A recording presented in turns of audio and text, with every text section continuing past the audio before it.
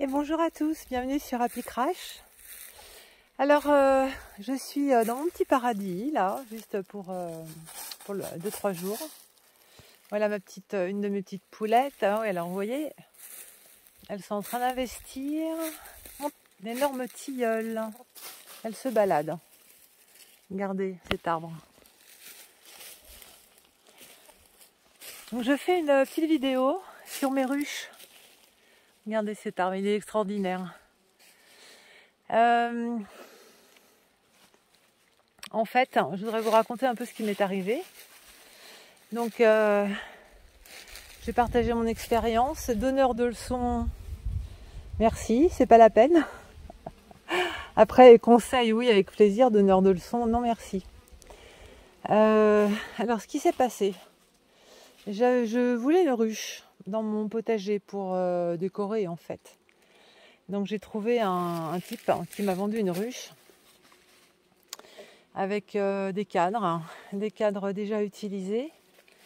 Et j'ai mis la ruche dans mon jardin parce qu'on j'allais pas être là, c'était pas urgent, on l'a posée quelque part.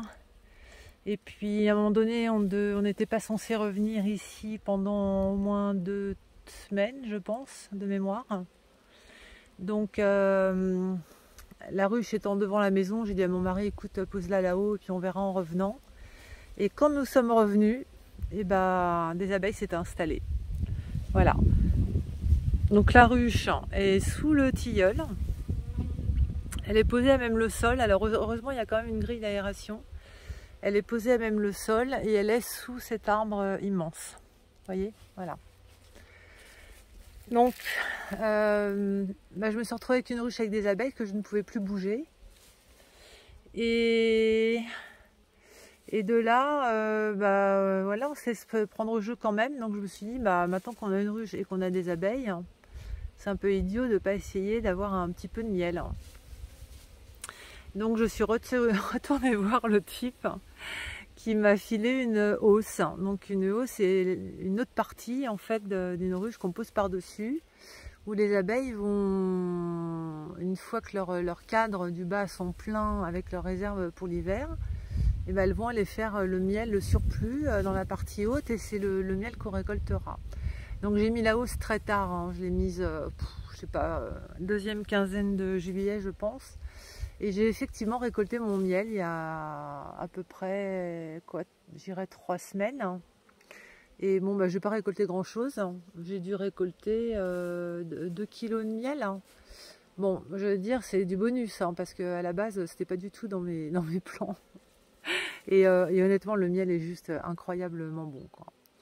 Donc voilà. Et là, je viens d'enlever la hausse. En fait, je viens de faire ce qu'on appelle la visite d'hiver. Je vais me repousser un peu parce qu'elles sont très excitées et je ne suis pas en tenue là.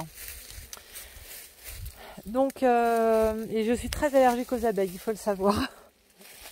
Donc j'évite, voilà. Je surmonte mes craintes aussi, mes peurs, vous voyez, avec cette activité. Donc là, j'ai mis la ruche en hivernage, ce qu'on appelle en hivernage. Alors elle est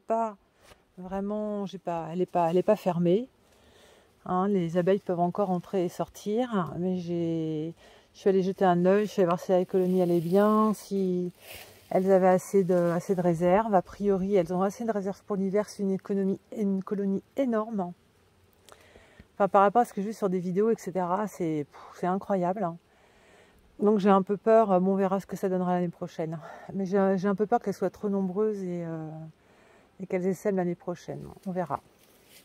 Elles sont bien excitées là cet après-midi. Parce que je suis allée passer les voir, je pense. Et quoi d'autre? Et voilà, donc ce qu'il faut savoir, c'est que moi je n'ai aucune connaissance en apiculture. J'ai acheté un bouquin que je n'ai pas le temps de lire, donc je le lis en fait au fur et à mesure. Et je regarde des petites vidéos dès que j'ai un petit moment, mais en fait je n'y connais rien. Et pourquoi je vous montre ça? Parce que ça fait un peu partie de ma philosophie. Je vous en avais parlé dans une vidéo où je vous disais, moi j'aime faire et je m'en fous de me planter. Et d'ailleurs à chaque fois que je me suis plantée, ça a toujours été bénéfique parce qu'en fait on apprend de ses erreurs. Donc là, écoutez, pour le moment tout va bien pour cet essaim. Je ne connais rien dans l'apiculture, je me suis lancée, j'ai acheté rapido sur internet un kit pour me protéger. Voilà, honnêtement, je pense qu'en termes de prise de connaissance, ça a dû me prendre depuis le mois de juin peut-être 3 heures entre des connaissances de base, de ne pas faire vraiment les très très grosses conneries. Moi, la première connerie, c'est d'avoir posé d'avoir posé la ruche ici à même le sol, mais bon, maintenant, de toute façon. Donc je viens d'acheter un petit terrain qui est à, bon, je sais pas, 4-5 km d'ici, donc je pense que j'emmènerai la ruche là-bas pour la prochaine saison, en espérant que... Ouais, elle me tourne autour, là, j'aime pas trop ça. Voilà, je vais pas prendre trop de risques. Hein. Deuxième chose, j'ai une deuxième ruche, voilà. Alors là, je l'ai ouverte, donc je peux vous dire que la ruche est absolument pleine à craquer. Elle n'est pas fermée, mais vous voyez, elle reste à l'intérieur. Je pense que les autres bougent vraiment parce que je sais pas en fait. Mais alors celle-ci, c'est un essaim que je suis allée récupérer. Donc vous voyez, quand je dis que je connais rien, j'y connais rien. Sauf que j'avais l'ami de mon voisin qui avait un essaim derrière un volet et un soir de fin juin, je suis allée le récupérer.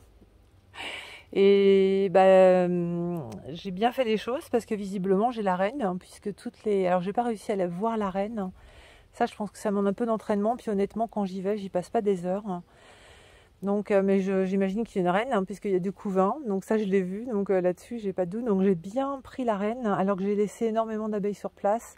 Parce que c'était, à mon avis, il y avait 2 essaims en fait. C'était tellement énorme. Vous auriez vu, il y avait du miel partout. Bon, bref. Donc là, et elle est bien pleine aussi, moins que l'autre. Mais alors, c'est quand même une belle colonie. Donc j'ai bon espoir d'avoir 2 ruches pleines l'année prochaine. On verra bien ce qui se passe. Hein. Et pareil, alors elle, pour le coup, j'ai pu préparer. Donc vous voyez, j'ai mis une dalle de béton. En fait, ça vient d'un clapier de lapin. Voilà, c'est une dalle de béton d'un clapier de lapin. Donc elle est beaucoup plus isolée du sol, de l'humidité. Elle est un petit peu en pente, donc l'eau s'écoule. Elle est orientée vers l'est. Enfin bon, celle-ci est un peu plus faite dans les règles de l'art. J'en ai une 3e, mais qui est vide, dont je ne me suis pas occupée d'ailleurs. Il va falloir que je l'emmène dans la grange et que je m'en occupe. Mais bon, je ne lui ai pas mise de hausse, hein, parce que je l'ai eu vraiment très tard dans la saison. Et de toute façon, il fallait qu'elle refasse très vite leur réserve pour cet hiver. Donc je n'aurais pas de surplus. Et puis il fallait vraiment que je les préserve. Parce que j'ai laissé une partie de la colonie sur place. Donc là, il fallait vraiment que je les chouchoute. Donc j'ai pas mis de hausse à cette ruche cette année. Voilà, donc tout ça pour vous dire, non pas que j'ai des ruches et non pas que j'ai du miel, mais que, 1, on peut avoir des bonnes surprises quand on tente des choses, et 2, moi j'en ai un peu marre en fait, à chaque fois il faut qu'on soit expert en tout pour commencer à faire quelque chose. Non, moi je suis plutôt d'avis de me prendre quand même le gros des renseignements, parce que j'ai envie que ces abeilles ne meurent pas quand même. Donc m'assurer quand même de leur survie. Mais à partir du moment où je m'assure de leur survie, je pense qu'il faut se lancer. Et puis on apprend sur le tas. Oui, je vais faire des conneries. D'ailleurs, je l'ai vu déjà en faire. Hein. Je pense qu'il y en a qui n'ont pas se gêné pour me le dire. Mais bon, tant que les abeilles sont là et vivantes, moi, je navigue à vue. J'apprends au fur et à mesure. J'aurai plus de temps pour lire les bouquins cet hiver. Et regarder d'autres vidéos, parce que c'est vrai que c'est quand même... je trouve qu'on apprend beaucoup en regardant faire, et il y a des vidéos vraiment super, il y a des gens top, hein, notamment sur YouTube. Hein. Donc, lancez-vous, arrêtez, que ce soit pour les ruches ou pour autre chose, hein, arrêtez de vous dire, je ne sais pas faire pousser une patate, je ne sais pas... Vous faites, hein, si ça pousse pas, vous essayez de comprendre pourquoi, et ça poussera la fois d'après. Et c'est pareil pour tout, voilà, absolument tout, sans exception. Allez, je vous embrasse et puis à très bientôt.